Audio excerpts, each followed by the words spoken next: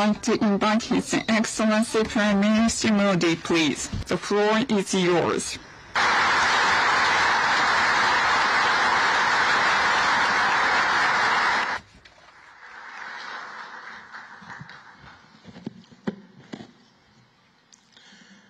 Your Excellency,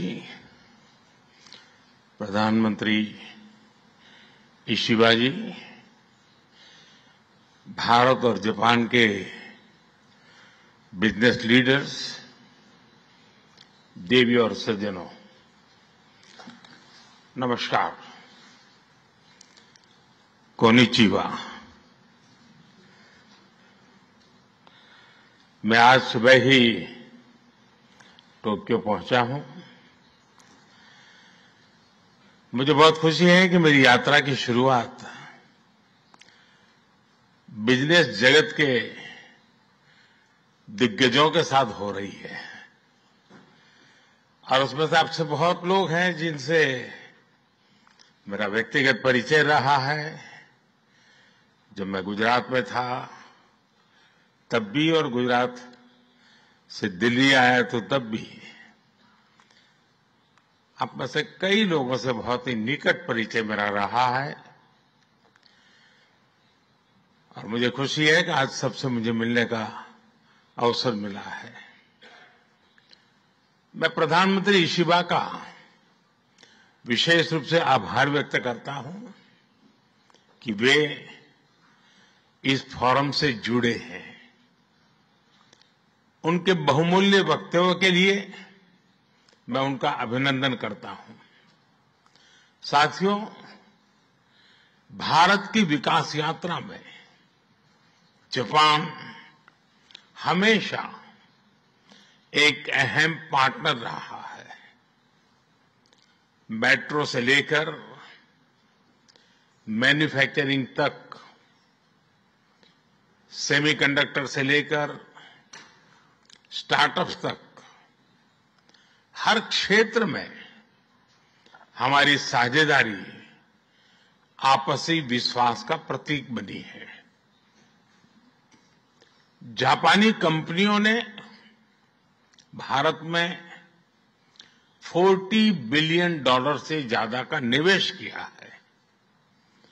मात्र पिछले 2 वर्षों में $13 बिलियन का प्राइवेट इन्वेस्टमेंट हुआ है।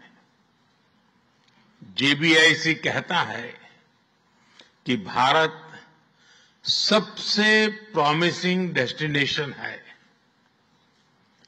जेट्रो बताता है कि 80% कंपनियां भारत में एक्सपांड करना चाहती है और 75% ऑलरेडी मुनाफे में है।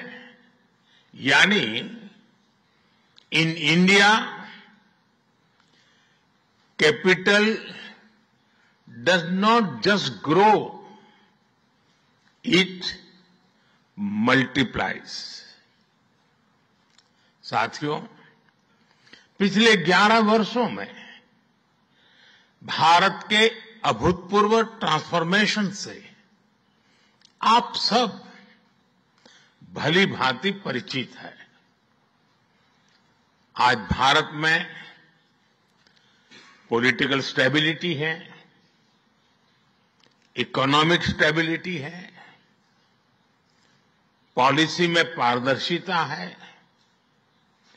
प्रिडिक्टिबिलिटी है।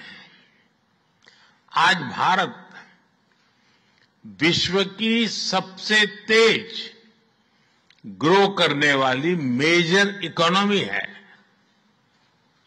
और बहुत जल्द विश्व की तीसरी सबसे बड़ी इकोनॉमी बनने जा रहा है।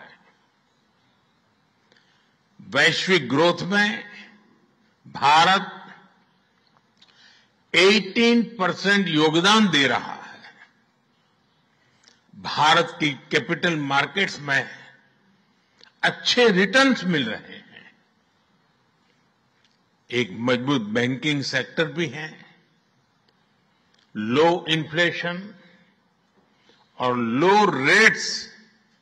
लो इंटरेस्ट रेट्स करीब $700 बिलियन के फॉरेक्स रिजर्व है। साथियों, इस बदलाव के पीछे हमारी रिफॉर्म, परफॉर्म और ट्रांसफॉर्म की अप्रोच है। 2017 में हमने वन नेशन वन टैक्स की शुरुआत की थी। अब इसमें नए और बड़े रिफॉर्म लाने पर काम चल रहा है। कुछ हफ्ते पहले हमारी संसद ने नए और सिंप्लीफाइड इनकम टैक्स कोड को भी मंजूरी दी है। हमारे रिफॉर्म्स केवल टैक्स प्रणाली तक सीमित नहीं है। हमने ईज ऑफ डूइंग बिजनेस पर बल दिया है। बिजनेस के लिए सिंगल डिजिटल विंडो अप्रूवल की व्यवस्था की है। हमने 45,000 कंप्लायंसेस रेशनलाइज किए हैं। इस प्रक्रिया को गति देने के लिए डीरेगुलेशन पर एक उच्च स्तरीय कमेटी बनाई गई है। डिफेंस और स्पेस जैसे सेंसिटिव क्षेत्रों को प्राइवेट सेक्टर के लिए खोल दिया गया है। अब हम न्यूक्लियर एनर्जी सेक्टर को भी खोल रहे हैं। साथियों, इन रिफॉर्म्स के पीछे हमारा विकसित भारत बनाने का संकल्प है, हमारा कमिटमेंट है, कन्विक्शन है और स्ट्रेटेजी है। और विश्व ने इसे रिकॉग्नाइज ही नहीं, एप्रिशिएट भी किया है। S&P ग्लोबल ने 2 दशक बाद भारत के क्रेडिट रेटिंग अपग्रेड किए हैं। The world is not just watching India, it is counting on India. साथियों, अभी भारत जापान बिजनेस फोरम की रिपोर्ट प्रस्तुत की गई। कंपनियों के बीच हुई बिजनेस डील्स, इसका बड़ा विस्तार से वर्णन दिया गया। इस प्रगति के लिए मैं आप सभी का बहुत बहुत अभिनंदन करता हूं।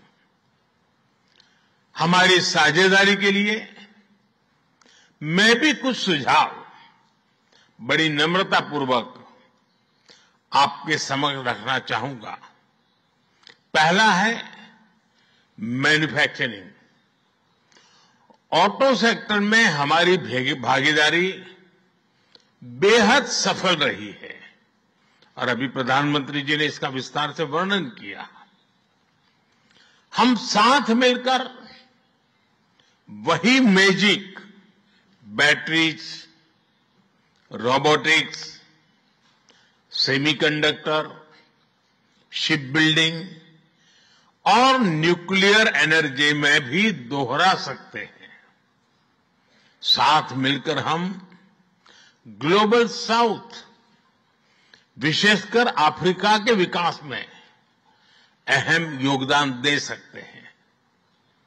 मैं आप सबसे आग्रह करता हूं, कम make in India, make for the world. Suzuki और डाइकिन की सक्सेस स्टोरीज आपकी भी सक्सेस स्टोरीज बन सकती है। दूसरा है टेक्नोलॉजी और innovation. Japan tech power house है और भारत एक टैलेंट पावर हाउस है। भारत ने AI, semiconductor, quantum computing, biotech और स्पेस में बोल्ड और एम्बिशियस इनिशिएटिव लिए हैं। जापान की टेक्नोलॉजी और भारत का टैलेंट मिलकर इस सदी के टेक रिवॉल्यूशन का नेतृत्व कर सकते हैं।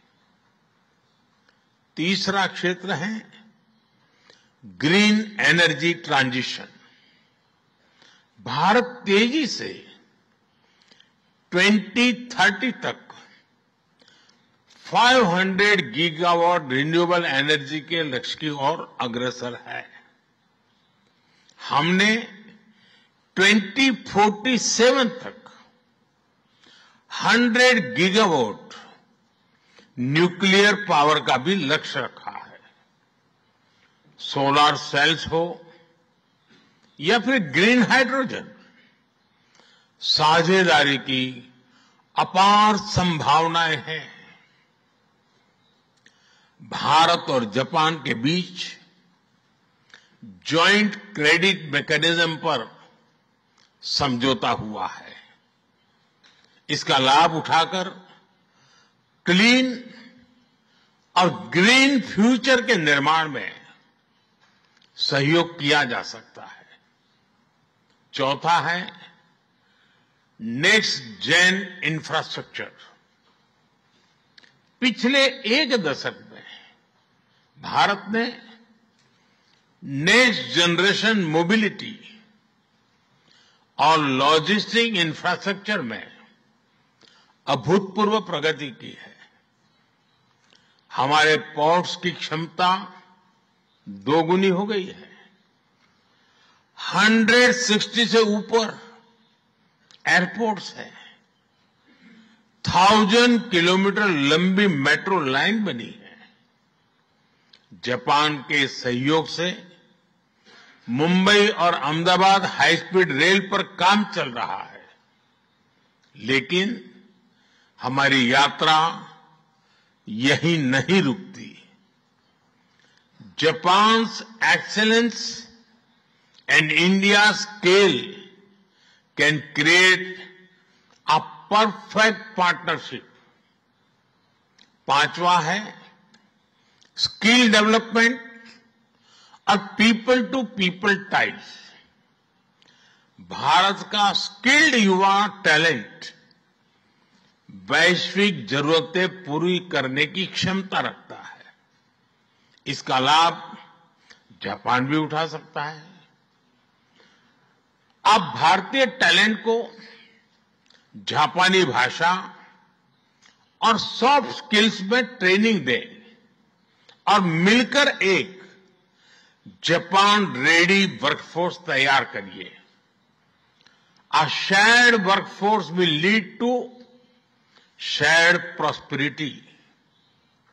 साथियों, अंत में मैं यही कहना चाहूंगा, India and Japan's partnership is strategic and smart, powered by economic logic. We have turned shared interest into shared prosperity. India is the springboard for Japanese businesses to the global south. Together, we will shape the ASEAN century, Asian century for stability, growth and prosperity। इन्हीं शब्दों के साथ मैं प्रधानमंत्री Ishiba जी और आप सभी का आभार प्रकट करता हूं। अरिगातो गोजाइमास। बहुत बहुत धन्यवाद।